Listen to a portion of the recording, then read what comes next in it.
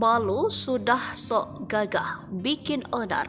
Oknum pesilat di Lamongan nangis ketemu orang tua. Ampun, sebanyak 160 oknum pesilat di Lamongan tak kuasa menahan tangis saat bersujud di pangkuan orang tuanya. Ya, mereka bersujud lantaran baru saja ditangkap oleh petugas dari Polres Lamongan, Jawa Timur. Dikutip dari Humas Polri, para oknum pesilat itu sebelumnya bersama dengan lebih kurang 300 orang lainnya melakukan aksi konvoi dan berujung tawuran.